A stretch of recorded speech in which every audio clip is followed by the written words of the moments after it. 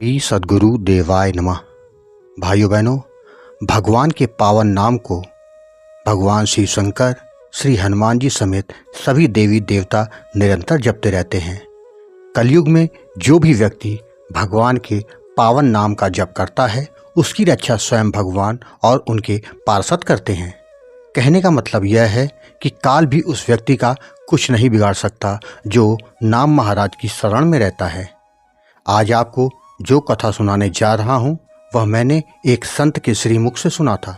वही सुना रहा हूँ जिससे आपको ये पता चल जाएगा कि नाम जापक की रक्षा स्वयं श्री राम जी करते हैं। कैसे प्रभु अपने भक्त की रक्षा करते हैं, इस कथा को पूरा जानने के लिए इस वीडियो को आखिर तक अवश्य देखिएगा। लेकिन उससे पहले जिन लोगों ने गोकुल भवन अयोध्या यूट्यूब चैनल को अभी तक सब्सक्राइब नहीं किया है, उनसे निवेदन है कि चैनल को सब्सक्राइब कर दें और बेल आइकन अवश्य दबा दें, जिससे नए वीडियो के नोटिफिकेशन समय समय पर आपको मिलते रहें। एक समय की बात है, एक संत जो लगातार प्रभु का नाम जप किया करते थे और हमेशा घूमा करते थे, एक जगह कहीं नहीं रुकते। जहाँ रात हो जाए वहीं रुक जाए और सुबह होते ही चल देते। जहाँ जो मिल गया वही भगवान को भोग लगाया और प्रसाद पा लिया। इसी तरह एक नगर से दूसरे नगर वो चला करते थे। एक बार वह एक नगर पहुँचे, तब तक रात होने को आ गई। वह एक मकान में पहुंचकर उसका दरवाज़ा खटखटाया तो घर की मालकिन बाहर आ गई। उसने जब साधु को घर के सामने देखा तो उनका सत्कार किया, उनको भोजन कराया और आराम करने के लिए आसन दिया। परंतु संत जी ने घर के अंदर सोने से इनकार कर दिया। संत जी घर के बाहर बगीचे में अपना बिछौना बिछाकर नाम जप करने लगे। नाम जप करते करते उन्हें कब नींद आ गई उन्हें पता ही नहीं चला। सुबह हुई तो संत जी ने सोचा कि मुझको जिसने आश्रय दिया है उसे कुछ जरूर देना चाहिए। साधु के पास था भी क्या, वो तो ठहरे फक्कड़ आदमी। बता दें, वह घर एक सेठ का था जो नगर का बहुत बड़ा व्यापारी था।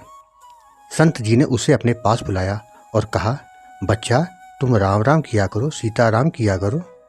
सेठ बोला, मेरे पास जरा भी समय नहीं है, मैं राम राम कैसे करूं? मेरे पास समय का ही तो अभाव है। संत बोले कि कभी तो तुम्हारे पास समय होता होगा। सेठ जी ने कहा, मेरे पास मरने तक का समय नहीं है और आप समय की बात कर रहे हैं। फिर भी हाँ, शौचालय में जब मैं जाता हूँ तब मैं जरूर खाली रहता हूँ। संत जी ने कहा, ठीक है बच्चा, तुम शौचालय में ही सीताराम सीताराम किया करो, इतना तो कर सकते हो ना। सेठ ने सोचा, संत इतने प्रेम से कह रहे हैं तो मैं वचन देता हूँ कि मैं शौचालय में जाऊँगा तो मैं सीताराम सीताराम करूँगा। उसके बाद वह संत वहाँ से चले गए। सेठ सुबह शौचालय गया तो संत को दिया अपना वचन याद आ गया। सेठ ने शौचालय में ही बैठ के जोर जोर से सीताराम सीताराम बोलना शुरू कर दिया। उसी समय हनुमान जी वहाँ से गुजरे। वह सोचने लगे, यह कौन इतने मधुर स्वर में मेरे युगल सरकार का नाम ले रहा है। उन्होंने देखा कि सेठ शौचालय करते समय जब अशुद्ध है तब मेरे युगल सरकार के पावन नाम का जाप कर रहा है। यह देखकर हनुमान जी को बहुत गुस्सा आ गया।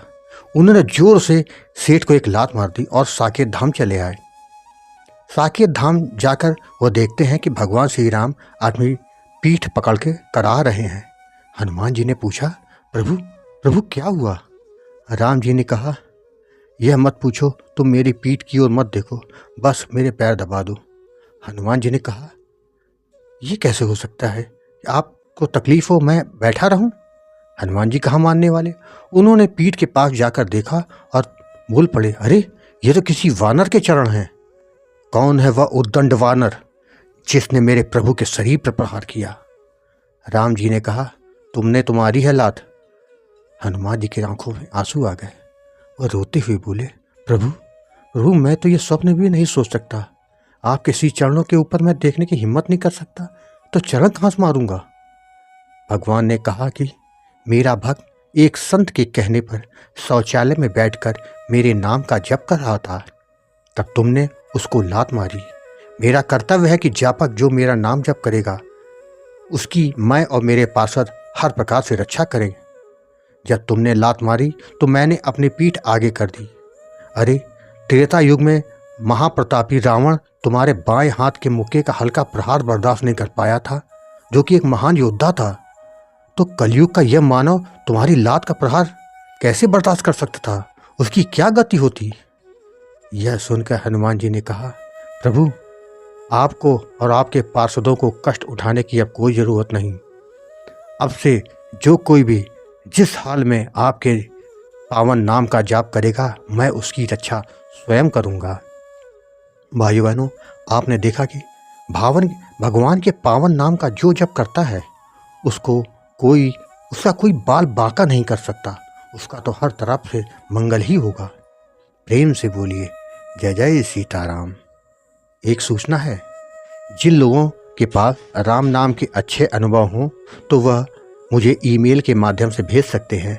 उनकी कथा को अपने YouTube चैनल में दिखाऊंगा, जिससे लोगों का नाम के प्रति रुझान बढ़े।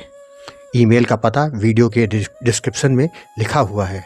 यही नहीं, जो लोग श्री राधा कृष्ण, उनके पावन नाम और वृंदावन की रच के चमत्कार से जुड़ी सच्ची कथा सुनना चाहते हैं, वह हमारे दूसरे चैनल अच्युत प्रभात को सब्सक्राइब करके लें, जिससे सच्ची कथाओं का वह आनंद उठा सके। धन्यवाद।